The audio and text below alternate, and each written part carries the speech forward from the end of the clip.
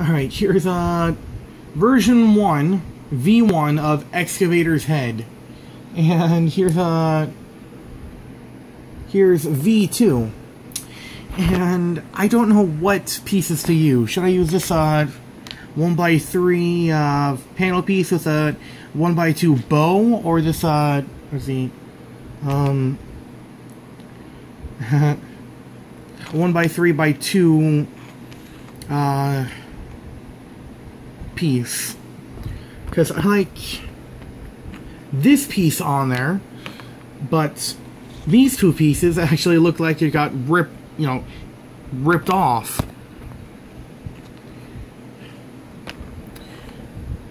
But here's the thing, I want her head, yes, she, to look like commanding, authoritative, like, because she's a